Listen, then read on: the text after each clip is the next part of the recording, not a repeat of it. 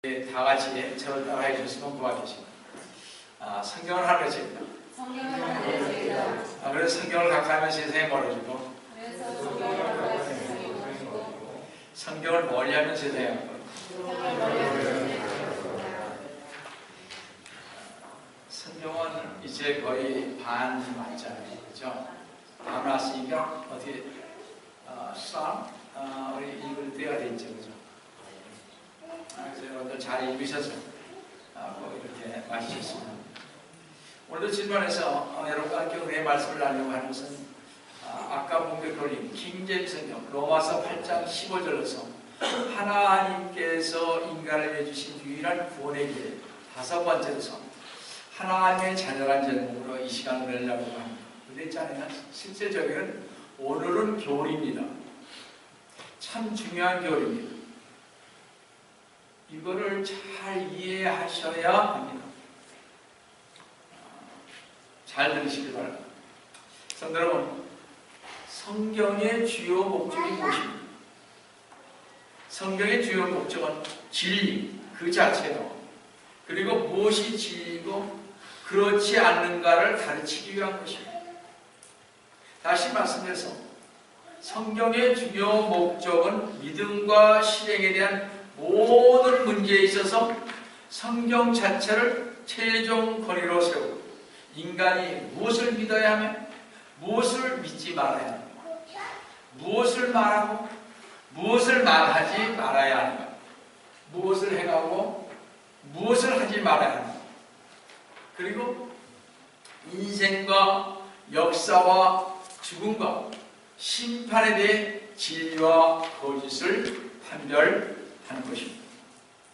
그러나 현대 많은 크리스찬들은 사도 바울이 디모데후서 4장 3절에서 때가 이르리니 사람들이 건전한 교리를 견디지 못하고 그들 자신의 정력에 따라 가벼운 길을 즐겁게 해줄 선생들을 많이 두리라고 말씀하신 것처럼 성경에 쓰여진 건전한 교리들을 회피하고 있다는 사실입니다.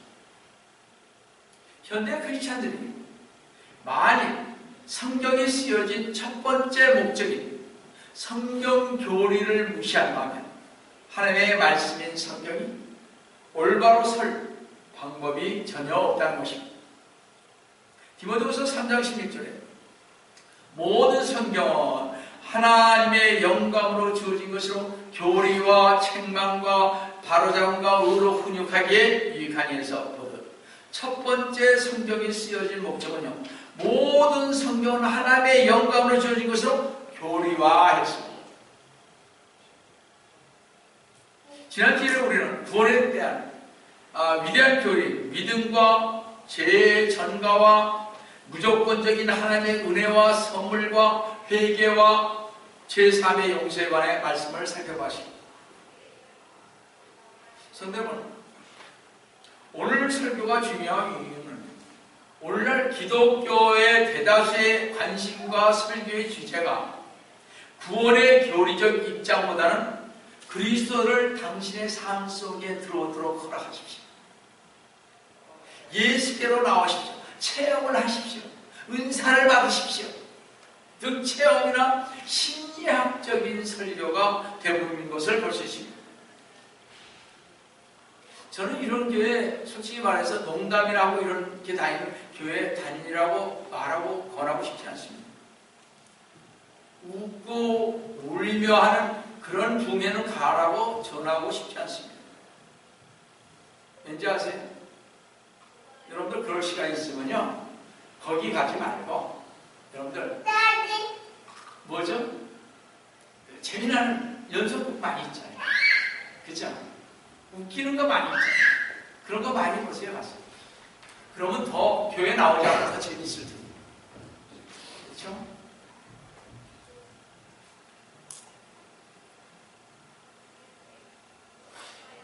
보통 교회에서 교리적으로 가르친다 하는 거 이렇게 보면요, 성경 침례와 믿음과 침례가 아니죠, 세례 정도의 교리를 설교의 대상으로 삼고 있다는 것입니다.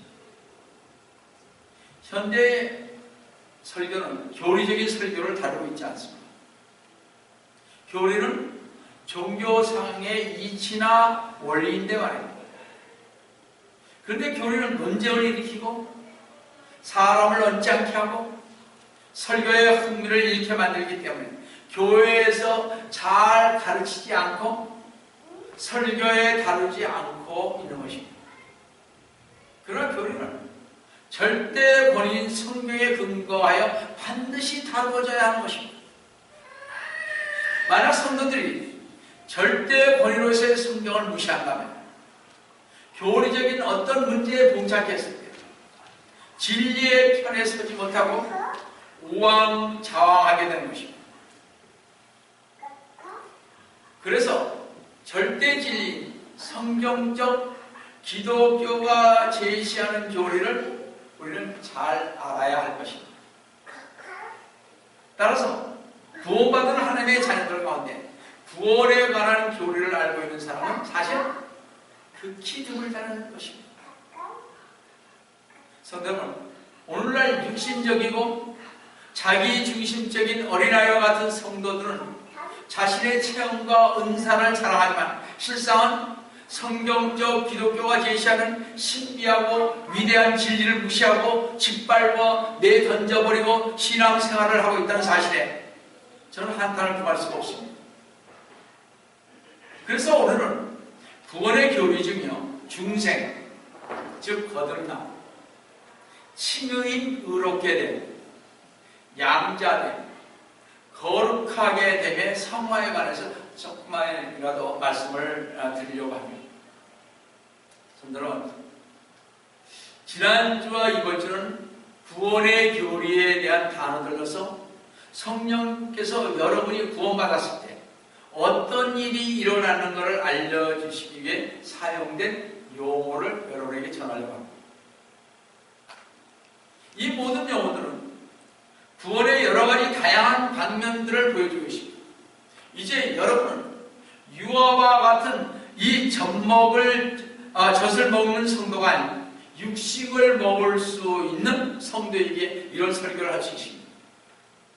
다른 교회에서는 이런 설교를 해봤자 소용이 없습니다. 근데 우리 교회는 할 수 있습니다. 다른 교회 가서 이 설교 가지고 하면 저 안 볼 겁니다. 왠지 아세요? 그들은 어려서 이런 말을 해도 뭔지 몰라요. 그래서 교회 오면 재미있습니다. 그럼 첫 번째로 거듭남. 구원은 거듭남, 즉 중생이다라는 것입니다. 성도는 질문 하나 해보겠습니다. 회심과 중생, 즉 거듭남의 차이가 여러분 무엇인지 아십니까?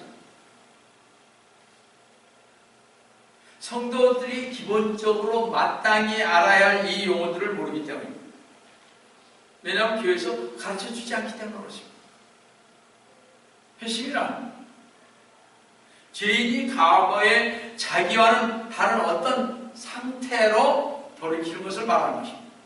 쉽게 말씀드려서 회심이란 죄인인 우리가 우리의 근원이 되시는 주 예수 그리스도님께로 돌이키는 행위를 말하는 것입니다.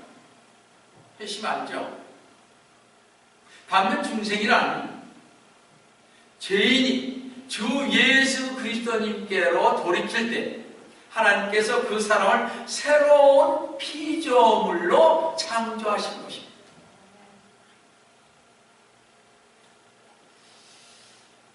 이렇게 중생은 우리를 하나님의 가족 안으로 이끄는 수단이며 우리를 하나님의 자녀로 입양시켜줍니다. 요한복음 3장에서 니고데모가 뭐라 그랬을까? 주 예수 그리스도의 이적으로 인하여 예수님을 하나님께로부터 오신 선생이요 하나님과 함께하는 분이로 고백을 했습니다. 그러나 예수님께서는 그런 말에 대해서 어떤 부정이나 어떤 긍정도 없이 하나님 나라를 보는 자에 대해 요한복음 3장 3절에서 이렇게 말씀을 했습니다. 진실로 진실로 내가 너에게 말하노니 사람이 거듭나지 아니하면 하나님의 나라를 볼 수 없느니라. 거듭나지 아니하면의 거듭나다라는 말은 태어나다라는 말의 헬라어 네데와 다시 위로부터라는 헬레 아노덴의 합성어로서 위로부터 다시 태어나다라는 문자적인 뜻입니다. 그래서 거듭나다라는 말은 육신적인 것이 아닌 하늘로부터 성경에 의해 태어났다는 뜻인데, 전에는 그 본질과 운명이 땅에 속한 사람이었지만 이제는 주 예수 그리스도님 안에서 하나님의 자녀로 태어난 존재가 바로 성령으로 거듭난 사람인 것입니다. 이것을 중생이라는 신학 용어를 쓰는 것입니다. 따라서 중생은 거듭남, 재창조, 새로운 출생, 두 번째 출생 등을 의미합니다. 중생이란 성령에 의해 옛사람 안에 새 사람이 창조되는 것을 말하며 새 사람이라고 부르는 것입니다. 모든 사람에게 있어서 첫 번째 출생인 육체적 출생이 한순간에 이루어지죠. 짱나오지 않습니다. 이 영적 출생도 한순간에 이루어지는 것입니다. 결코 서서히 영생이 진행되는 것이 아닙니다. 우리가 최초로 죄에 대해 인식을 하고 나서부터요, 중생에 이르기까지는 몇 개월 혹은 몇 년이 걸릴지 모르지만 중생은 어떻게 주 예수 그리스도를 믿는 순간 한순간에 발생하는 것입니다. 거듭남은 어둠에서 빛으로, 밤에서 낮으로, 사망에서 생명으로 옮겨지는 것입니다. 구원받은 사람은 누구나 두 번째 생리를 갖고 있죠. 저는 1949년 5월 29일에 한번 육적으로 이 세상에 태어났습니다. 그뒤 1984년 3월 21일에 두 번째로 영적으로 태어났습니다. 제가 35살에 저는 중생이십니다. 저는 한국에서 안 믿던 사람이었습니다. 이렇게 성도는 두 번 태어나는 것입니다. 니고데모와 같이 선한 사람도 거듭나야 하고, 살인자였던 사도 바울도 거듭나야 했으며, 우리 모두도 거듭나야만 하는 것입니다. 성도 여러분, 새로운 출생이 없이는 구원이 없습니다. 거듭나지 못하면 구원받지 못할 것이고 지옥에 가는 것입니다. 고린도후서 5장 17절, 이 말씀 여러분들 집에 와서 해보시길 바라고요. 그러므로 누구든지 그리스도 안에 있으면 새로운 피조물이라고.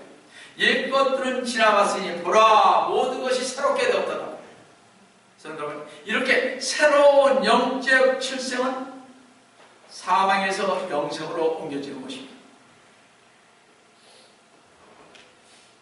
여기는 본문에 없는 것이나 다시 한번 여러분에게 묻겠습니다. 지금 당장 죽으면, 지금 당장 이 자리에서 죽으면 하늘나라에 가실 확신이 계십니다.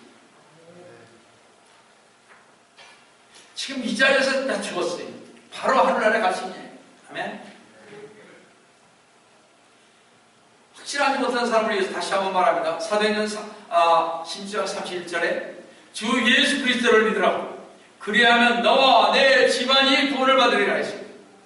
주 예수 그리스도님을 믿으시면 여러분은 구원받은 것입니다.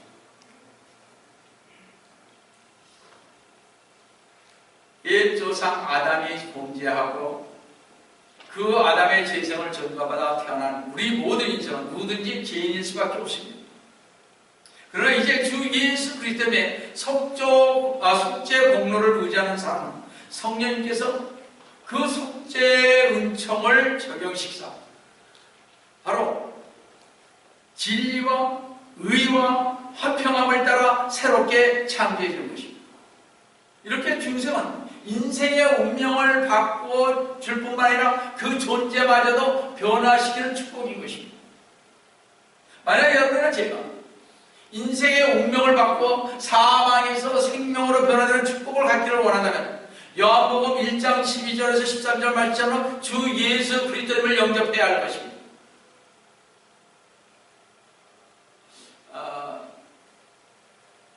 우리 우리 새로운 분들 중에 영접하지 못한 사람들은 나중에 CD에서 여러분들이 또 가르쳐 주시면 될 것 같습니다.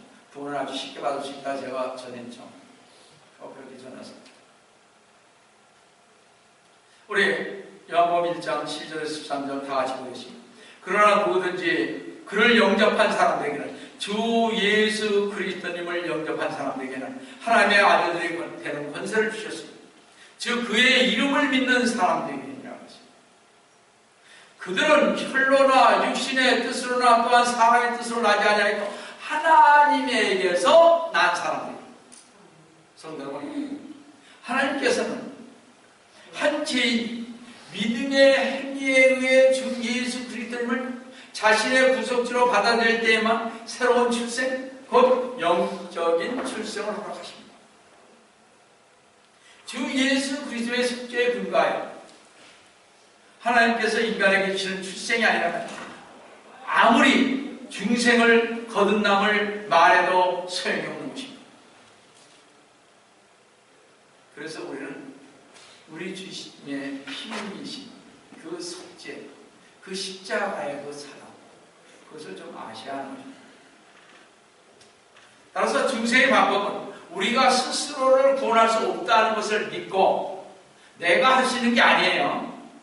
내가 교회에 좀 많이 다녔다고 해서 아는 거 아니에요. 내가 스스로 구원 할 수 없다는 것을 믿고 주 예수 그리스도님을 우리의 의로 받아들이는 것입니다. 로마서 4장 5절 보시면 행함이 없이도 불경건한 자를 의롭다 하시는 그분을, 예수님을 믿는 사람에게는 그 믿음이 의로 여겨지니라. 감사하죠. 그렇지 않습니까? 여러분, 이렇게 의로운 출생은 주 예수 그리스도님을 믿는 것에 의해 주어지는 것밖에 없다는 사실입니다. 꼭 이 사실을 여러분들 명심해야 할 것입니다. 자, 그럼 거듭난 성도들의 삶을 보시면 그들은 첫째, 하나님을 사랑하고 둘째, 형제들을 사랑한다는 것입니다. 요한일서 3장 14절을 보시면 이는 우리가 사망으로부터 생명으로 옮겨간 것을 아느니, 우리가 사망으로부터 생명으로 옮겨갔다는 거죠. 주 예수 그리스도를 믿었으니까. 이는 우리가 형제들을 사랑하기 때문이다. 자기 형제를 사랑하지 않는 자는 사망 안에 거하리라. 셋째 중생의 증거는요, 성도들이 하나님의 말씀이 성경을 사랑하기 시작했다는 것입니다. 여기 아까 하나님을 우리 사랑은 해요, 그죠? 다들 하나님을 사랑합니다. 제가 다시 한번 얘기드리겠습니다. 자기 형제를 사랑하지 않는다. 생각해봐야 하는 것입니다. 물론 구원을 받았지만 이 증거가 나타나려면 여러분 안에서 이 마음에서 나오는 게 있어야 돼요. 우리가 천국에 올라가면 어떻게 됩니까? 우리 다 형제 자매잖아요, 그죠? 그래서 제가 지난주에 회개하고 용서해라. 회개하지 않으면 여러분 용서가 안 되는 사람이 아직 있다 그러면요, 그거는 아직 솔직히 말해서 있죠. 어린아이와 같은 신앙입니다. 제가 봤을 때 어린아이에서 한참 어린아이죠. 용서하시기 바랍니다. 제가 자꾸 얘기를 하는 것은 여러분이나 저나 회개 안 하신 분은 솔직히 말해서 이거 안 했으면 좋겠는데, 솔직히 말해서 용서 없고 회개 안 하신 분들은요, 주님 앞에 가서 없습니다. 아무리 예수님 믿었다고 해도 제가 가시네. 왜냐? 예수 믿은 사람은 그 증거가 나오게끔 돼 있어요. 얘기하게끔 돼 있고 용서할 수 있게끔 돼 있어요. 근데 아직도 안 그렇다? 몇 년이 지나도 그 사람 다시 생각해요. 절대 그 사람은 어쩌면 구원받지 않았는지도 몰라요. 왜냐? 자기가 구원받았다고 생각하는 사람인지도 몰라요. 그냥 성령님께서 계속 얘기해 주는데 안 하는 거 보니까 그건 아닌 거죠. 이게 통역이 되는지 제가 모르겠습니다만, 셋째 중성의 증거는 성도들이 하나님의 말씀이 성경을 사랑하기 시작한다는 것입니다. 거듭난 사람은요, 하나님의 말씀을 더하거나 빼거나 첨가하거나 자기 마음에 맞는 식으로 개정하지 않습니다. 성도를 잘 보세요. 하나님을 사랑하는 사람은요, 우리 개역 성경이나 다른 성경 왜 이 말이 이렇게 쓰여져 있지? 한번 생각해 보는 거예요. 그런 거 없이 자꾸 다른 성경 보면 저는 그 사람은 좀 생각해 볼 사람입니다. 제가 그래서 자꾸 한동안 제가 침례교회 이런데 이쪽 교회 다니면서 많이 증거했습니다. 이제 안 해요. 자꾸 저보고 이상하게 얘기합니다. 뭐 더 이상 얘기해도 말 들을 사람도 없고. 여러분들 잘 들으세요. 거듭난 사람은요, 하나님의 말씀을 더하거나 빼거나 첨가하거나 자기의 마음에 맞는 식으로 말씀을 전하지 않습니다. 그뿐만이 아니고 오히려 중생한 사람들은요, 그 말씀을 사랑하여 시편 119편 103절에서처럼 주의 말씀들이 내 입맛에 어찌 그리 단지 정녕 내 입에 꿀보다 더 다나이다. 그죠? 여러분이 읽었을 때, 성경 읽었을 때 말씀이 막 읽으면 막 좋죠. 막 정말 뿔같이 달죠. 이 말씀, 이 말씀. 자, 그런 경험이 있으시죠? 자기 마음속에 나죠. 그런 경험이 없으신 분들은 좀 더 성경을 읽으세요. 확실하게 제가 얘기하겠습니다. 욥도 욥기 23장 12절에서 내가 그의 입의 말씀을 내게 필요한 음식보다 더 귀히 여겼다. 그래서 말씀은 뭐라고요? 음식이고 기도는 복이다. 성도 여러분, 자신이 거듭났다고 증거하는 사람들의 삶을 보면 그 무엇보다도 하나님의 말씀을 배우고 싶은 욕망과 하나님의 말씀을 사랑하는 마음을 갖고 있음을 보게 됩니다. 성령으로 거듭난 사람은 반드시 말씀을 사랑합니다. 그렇죠? 그러나 세상 사람, 거듭나지 않는 교인들은요, 하나님의 말씀인 이 성경을 사랑하지 않습니다. 요한복음 8장 47절 보시기 바랍니다. 하나님께로부터 나온 사람은 하나님의 말씀들을 듣느니라. 너희는 하나님의 말씀을 듣지 아니하나니 이는 너희가 하나님으로부터 나오지 않음이라고 하십니다. 사실입니다. 그래서 성경 말씀 안 보신 분은 하나님으로부터 아직 거듭난 사람이 아니에요. 요한복음 14장 23절 24절에서 나를 사랑하는 사람은 내 말들을 지키리니 나를 사랑하지 않는 자는 나의 말씀을 지키지 아니하니. 따라서 거듭남의 증거는요, 하나님을 향한 사랑과 하나님의 말씀을 향한 사랑, 그리고 하나님의 사람들을 사랑하는 것입니다. 사랑하는 여러분, 하나님께서 우리를 사랑하셔서 주 예수 그리스도님의 대속의 은총과 십자가의 보혈로 구속하셨습니다.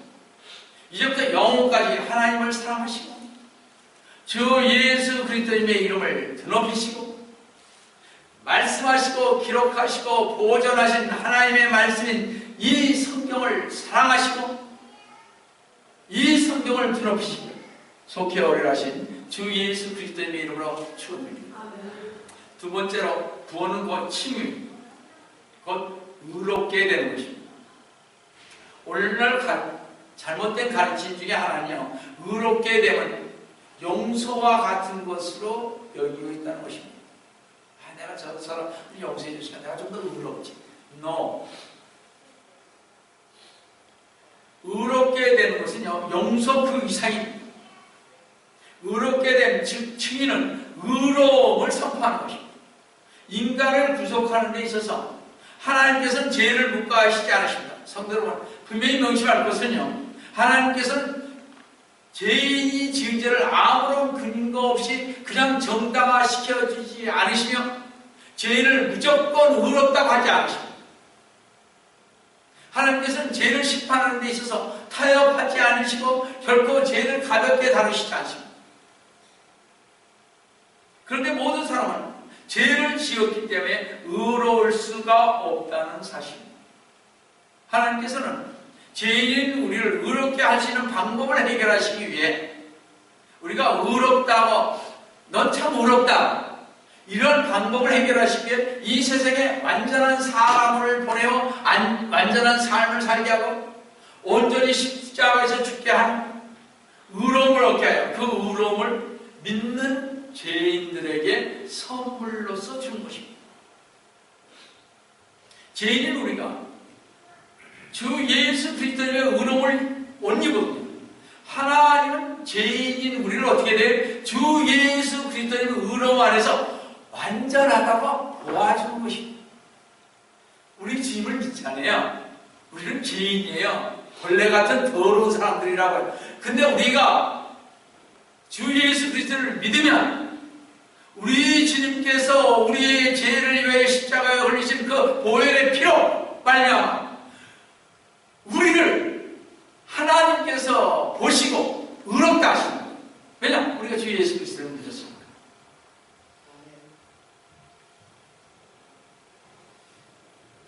잘 보세요. 그래서 하나님은 죄인인 우리를 구세주이신 주 예수 그리스도님 안에서 의롭게 보시는 것입니다. 따라서 친이란 하나님 앞에서 의롭다고 여겨지는 것입니다. 여러분, 우리 같은 죄인이 주 예수 그리스도님만 믿으면 하나님 앞에서 의롭다고 여겨지니 정말 여러분들 상상할 수 있겠습니까? 여러분, 우리 같은 죄인이 주 예수 그리스도님만 믿으면 하나님 앞에서 의롭다고 선언되며 죄와 형벌로부터 자유롭게 되었으니 얼마나 감격스럽고 기쁩니까? 로마서 3장 24절을 보세요. 잘 보세요. 교리적인 것이기 때문에 당연히 중요하지만 제대로 쉽게 설명을 해드릴게요. 자, 3장 24절. 그리스도 예수 안에 있는 구속을 통하여 그의 은혜로 값없이 의롭게 되었습니다. 우리 주 예수 그리스도 안에는 구속을 통하여서 십자가에 돌아가신 그 피로 말미암아 우리 죄가 사함을 받는 것입니다. 자, 로마서 4장 5절로요. 행함이 없어도 우리가 뭘 잘했다, 뭐 괜찮다, 뭐 많은 것을 한 행함이 없어도 불경건한 자를 의롭게 하시는 그분을 믿는 사람입니다. 주 예수 그리스도님을 믿는 사람이 그의 믿음이 의로 여겨지니라고 했습니다. 만약 여러분이 자신의 행위로 의롭다고 한다면 여러분의 믿음은 불의한 것입니다.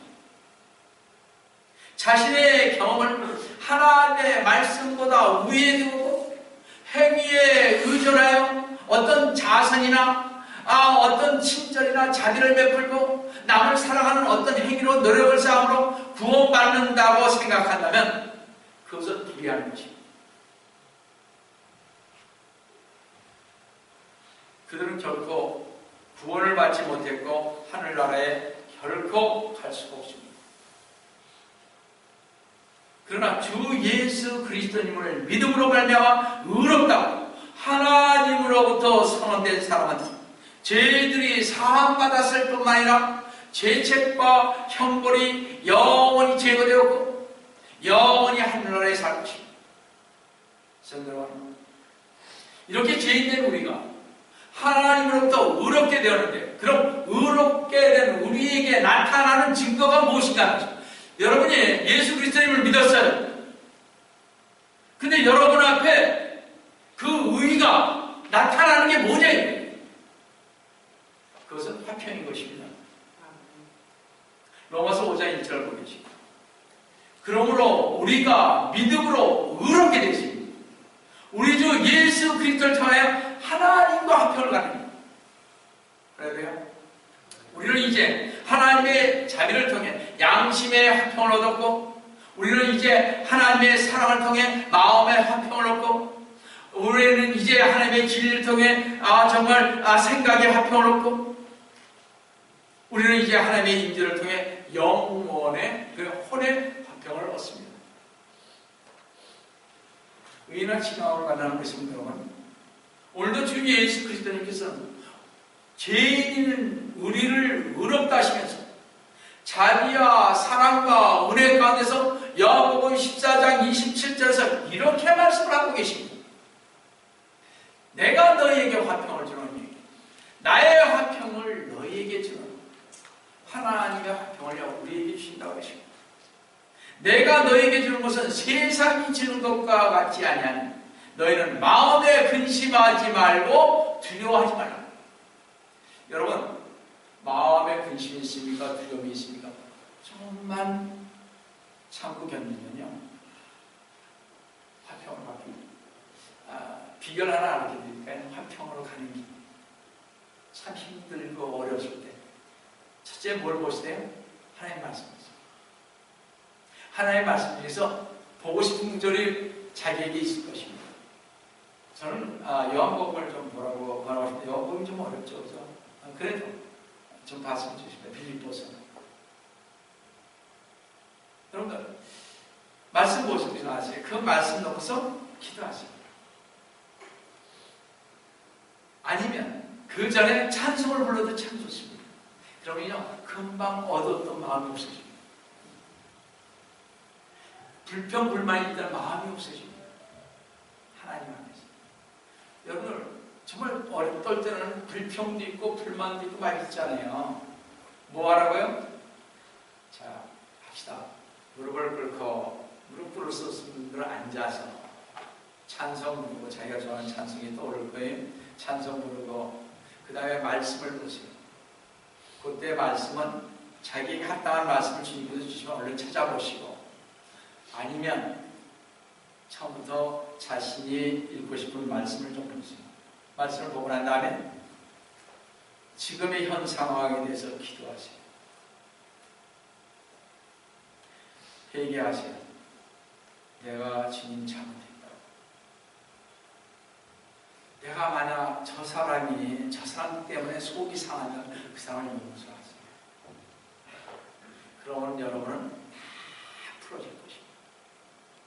아마 저거 이거 막 하다가도 여러분들 딱 집에 들어가시든지요, 아니면 차에 있든지 그렇게만 하시면 여러분들 금방 없어져요. 그 사람이 사랑스러워져요. 사람 많이 하잖아요. 그렇죠? 캐리, 야, 안 해? 그래서 사랑 싸움도 하잖아요. 그렇죠? 저도 했으니까 연애한테 하잖아요. 그거 있죠? 그냥 기도하고 이러고 다 끝나요. 심플이지. 어떻게 하면 돼요? 싸울 때 I love you. Only you. Only you. I love you. 그럼 돼요. 뭐 그렇게 어려운 거 아니에요. 지금 제가 그랬습니다. 자, 여러분들 화평을 주신 하나님과 주 예수 그리스도께 찬양과 존귀와 영광을 올리시기를 속히 하신 주 예수 그리스도의 이름으로 축원드립니다. 실제로 구원은 양자 내용입니다. 좀 깁니다만 중생은 잘 들으세요. 중생은 변화된 내 본성을 말하고요, 칭의는 변화된 신분을 말하고, 양자되면 변화된 지위를 말하는 것입니다. 성도는 과거에 우리는 하나님을 반역하고 범죄하여 사탄의 지배 아래에 있었고, 그때 우리는 진노의 자녀였습니다. 진노의 자녀로서 하나님의 진노를 일으키는 삶을 살았습니다. 하나님께서 그렇게 미워하셨다. 이 세상의 풍속을 쫓고 공의 권세에 잡은 자인 마귀를 따랐었고, 하나님의 뜻을 따르고 하나님께서 원하는 것을 행하는 대신에 어떻게 우리는 우리의 육체의 욕심을 따라 지내며 육신이 원하는 것을 향하였으니 마땅히 하나님의 진노 아래 있을 수밖에 없습니다. 이렇게 진노의 자녀로서 하나님의 심판을 면할 길이 없었던 우리에게 하나님께서 새 이름을 주셨으니 곧 하나님의 자녀라는 엄청난 이름인 것입니다. 로마서 8장 15절 보시겠습니다. 너희는 다시 두려워하는 종의 영을 받지 아니하였고 양자가 되는 영을 받았으므로 그에 따라 우리가 아바 아버지라 부르짖느니라. 하나님께서 주시는 구원의 은혜 가운데 성도로 하여금 아바 아버지라 부를 수 있는 은혜를 주신 사실은 참으로 감격적입니다. 세상 어느 종교도 하나님께서 죄인된 인생들을 자신의 자녀로 삼아주신다는 이 은총을 감히 상상이나 할 수 있겠습니다. 성도 여러분, 하나님의 자녀가 되고 싶습니다. 양자가 되는 조건은 단 하나입니다. 그것은 여러분이 주 예수 그리스도님과 연합해야 되는데, 주 예수 그리스도님과 연합하려면 어떻게 주 예수 그리스도님을 영접해야 거듭나는 것입니다. 지금 계속 뭘로 가요? 영접이죠. 구원 받으셔야 된다.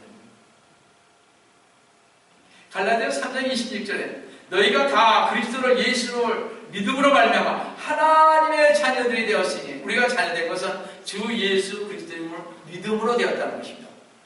이렇게 양자되면 주 예수 그리스도를 믿는 사람에게 하나님의 자비에 따라 하나님의 은혜로우신 행위이시며 주 예수 그리스도를 믿는 순간에 하나님의 자녀가 되는 것입니다. 성도 여러분, 이제부터 하나님의 자녀가 되는 우리는 주 예수 그리스도의 피로 맺은 인격적이며 생명적인 관계가 될 수 있다고 해요.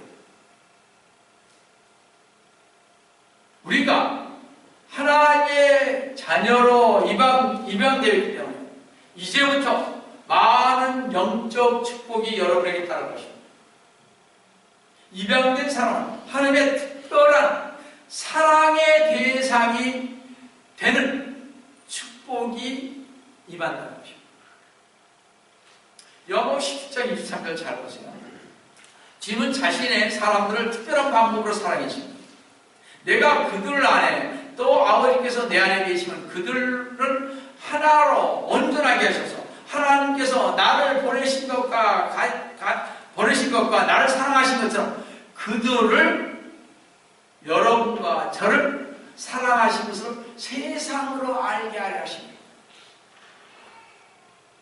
아버지 하나님과 아들 예수님과의 친밀한 사랑의 관계가 하나님과 믿는 자 사이에도 이루어진대. 그 관계는 세상으로 알게 하는 것입니다.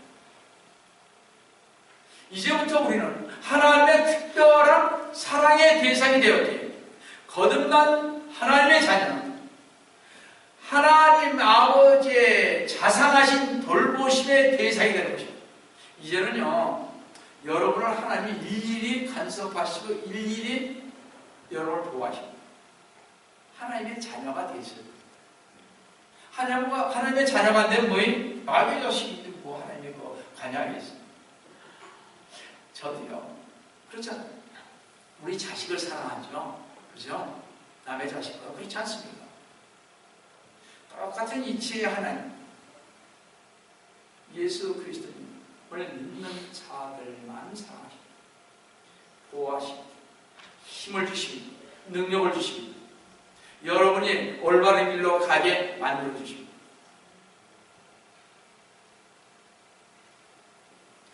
그래서 하나님 아버지께서는 하나님의 자녀인 우리가 무엇을 먹고 무엇을 입고 어떤 직업을 가져야 하는가에 관심이 있으시며 건강까지를 돌보시는 것입니다. 여러분, 직업을 아무거나 택하시면 아니 되는 것입니다. 아셨어요? 직업을 택할 때 여러분 생각 많이 안 해보셨죠? 크리스찬은 술집 같은 거 하시면 안 돼요. 그죠? 술 파는 데 가서 장사하시는 건 안 되는 거예요. 또 마약 장사하시면 안 되는 거죠. 그죠? 이제 아셨겠어요?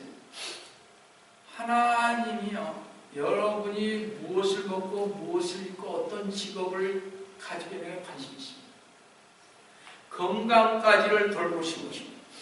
뿐만 아니라 하나님의 자녀는 아버지의 위로를 받으며 아버지의 유혹을 받습니다.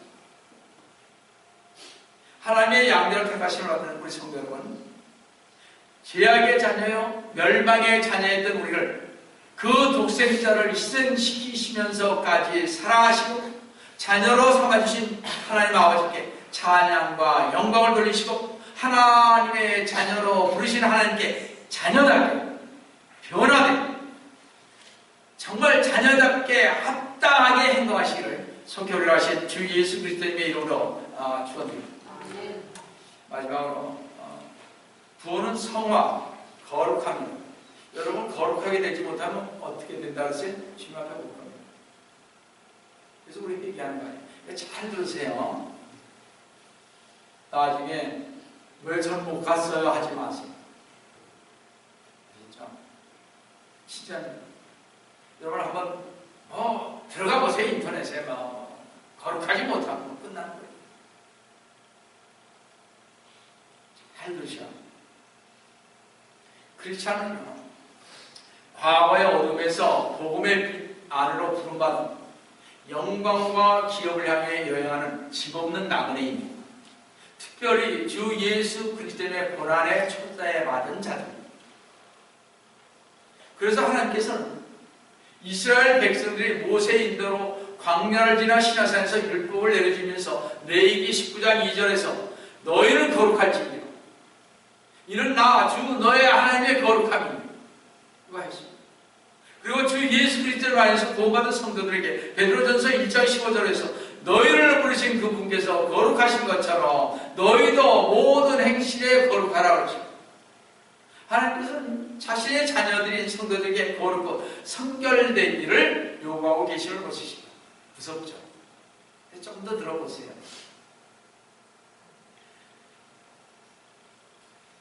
하나님 자신이 거룩하기 때문에 거룩하라고 한 것이고 그 자녀들의 성도들과 하나가 되기 위해서 그것입니다.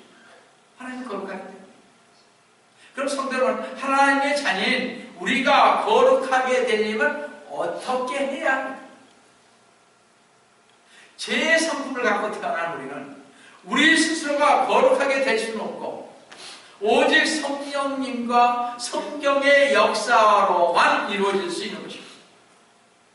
하나님의 말씀인 성경은 거룩하게 된 곧 성화의 중요한 수단 중에 하나입니다.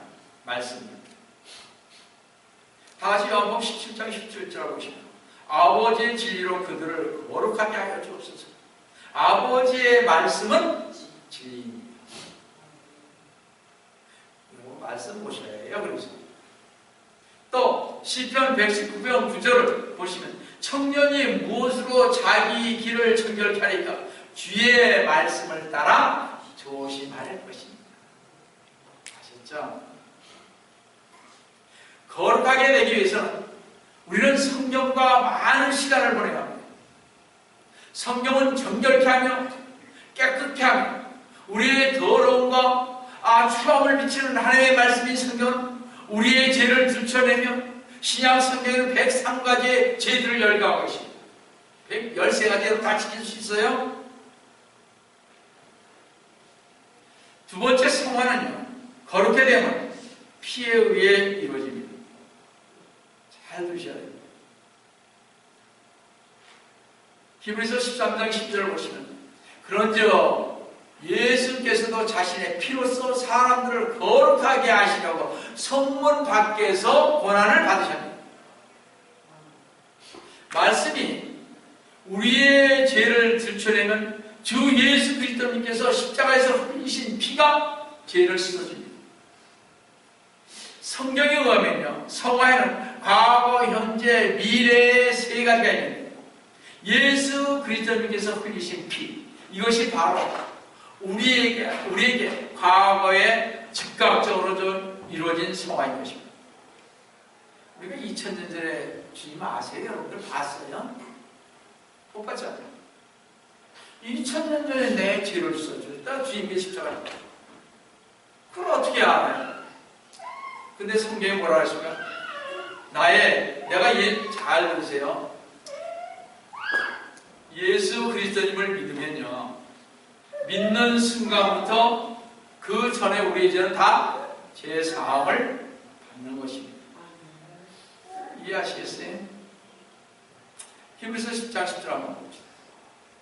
그 뜻에 따라 한번 예수 그리스도의 몸을 드시면 우리가 거룩하게 된 것이라. 우리가 주 예수 그리스도님을 구세주라 고백했을 때 우리는 단번에 영원토록 거룩하게 되는 것입니다. 우리가 주 예수 그리스도를 믿으면요, 바로 우리는 어떻게 돼? 거룩하게 되는 사람들이에요. 성령님께서 우리가 거룩하니까 내재하는 거죠. 우리 성령님께서 이 안에 어떻게 들어올 수 있을까? 거룩하신 하나님. 그렇잖아요. 이 말씀은 주 예수 그리스도님께서 십자가의 죽으심으로 이루어진, 지금부터 2000년 전에 이루어진 단번에 성취된 성화인 것입니다. 성도 여러분, 제 말은 우리가 주 예수 그리스도님을 영접했더니 영원토록 거룩하게 되었더니 얼마나 감사합니다. 성화의 현재적 관계, 이걸 자꾸 제가 전에 얘기를 했더니 뭐 부원이 이런 얘기 자꾸 하는데 그런 얘기 하지 마시고 잘 들으셔야 돼요. 이거 나가서 더 엉뚱한 얘기 하시면 좋을라는. 잘 들으셔야 돼요. 제대로 알지 못하고 자꾸 말을 하면 안 되는 것입니다. 현재 당에 데살로니가전서 4장 3절에 잘 나와 있습니다. 4장 3절을 보시면 하나님의 뜻은 이것이니 곧 너희의 거룩함입니다. 너희는 음행을 삼가하고. 하나님의 뜻은요, 우리가 매일매일 실행할 거룩한 것입니다. 여러분, 현재 우리가 그래서 죄를 예수님 믿고 죄 안 지는 거예요. 예수님 믿고 죄 안 지는 사람이 있어요? 여기에 103가지가 다 있는데 우리 주님께서 하지 말라고 한 게 신구약 다 합치니까 율법에 보니까 몇 개라고 해요? 하지 말라는 거는 365개.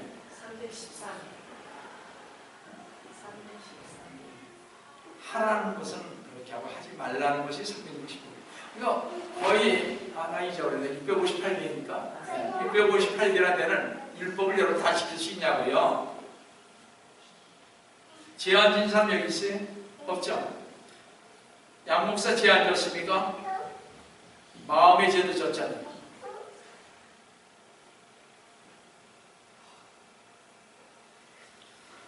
그래서 우리는 어떻게 해야 된다고 해요? 현재 지금 죄는 자꾸 회개하시래요.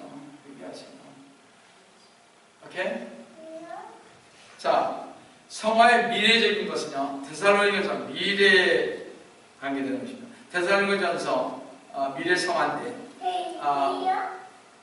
데살로니가전서 5장 23절을 보시면 화평의 하나님께서 너희를 온전히 거룩하게 하시고 너희의 온 영과 혼과 몸이 우리 주 예수 그리스도께서 오실 때까지 책망할 것이 없게 보존되기를 하나님께 기도하라 그랬습니다.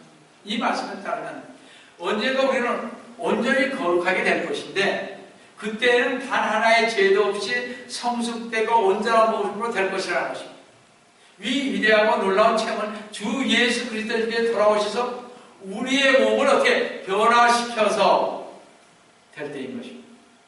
쉽게 얘기하면 이때가 바로 성화의 완성이죠. 요한일서 3장 2절의 말씀처럼.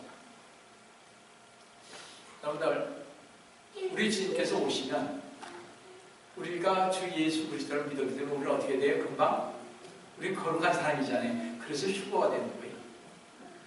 거룩한 몸으로 변화되는 것입니다. 그 다음에 7년 대환란 끝에 우리 주님께서 오실 때 우리의 몸들이 변화된 몸이 되는 것이죠.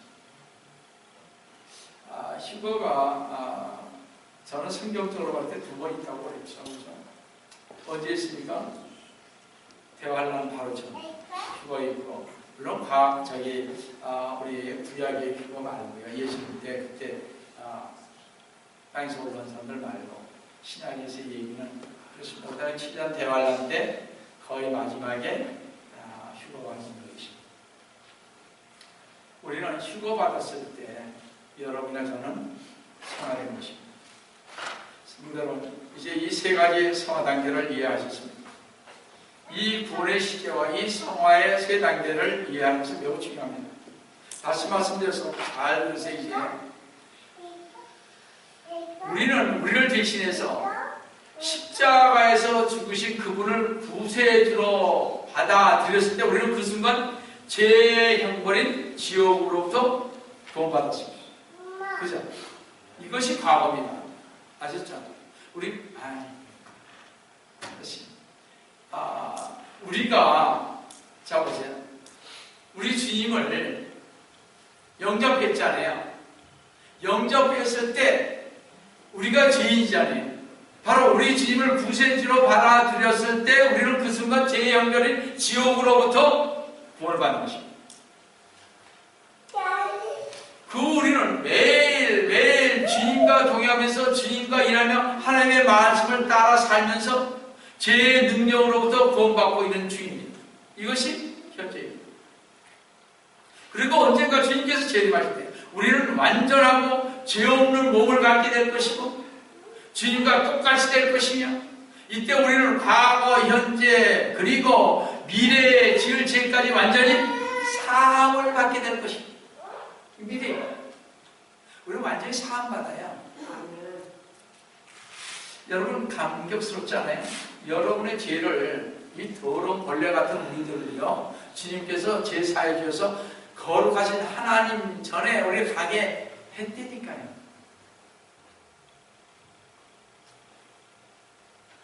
그런데도 주님의 일을 안 한다고 그러면 좀 생각해 봐야죠.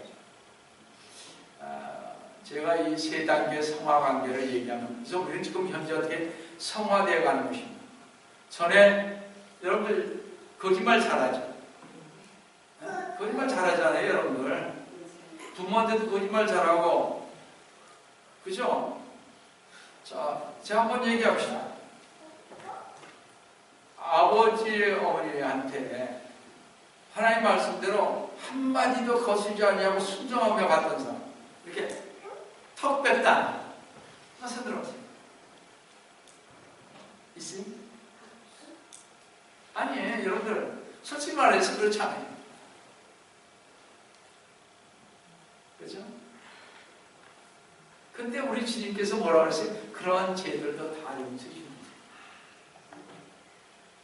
그래서 이렇게 영원한 생명, 영원한 영광, 영원한 안식부터 떨어져 있던 우리를 불러주시고 믿음으로 주 예수 그리스도를 영접하여 구속하여 주시고 죄사함과 용서와 회개와 중생과 의롭다고 불러주실 뿐만 아니라 하나님의 자녀로 삼아주신 하나님께 진리를 배우기, 하나님의 말씀을 읽고 구원받지 못한 사람들에게 주 예수 그리스도의 구속의 은혜와 갈보리 십자가에서 흘리신 보배로우신 피를 증거하신 우리 성도 여러분 되시기를 속히 오래하신 주 예수 그리스도님의 이름으로 축원드립니다. 다시 기도하겠습니다. 사랑의 하나님 아버지, 주님 오늘 진심으로 감사를 드립니다. 오늘 참 어려운 교리를 배우십니다. 주님, 그러나 주님께서 함께 해주심으로 말미암아 이들 마음속에 정말 교리를 잘 마음속에 새기고 우리 주 예수 그리스도를 영접함으로 말미암아 모든 죄가 사해졌다는 그 사실 하나만으로 또 하나님의 자녀가 됐다는 그 상황, 그 하나만으로 하나님께 영광을 드리며 사는 우리 성도 여러분 되기를 주님의 이름으로 다시 한번 축원드립니다. 주님 늘 저희와 함께 해주시면 감사하고 주의 이름 받도록 간절히 기도드립니다. 아멘. 우리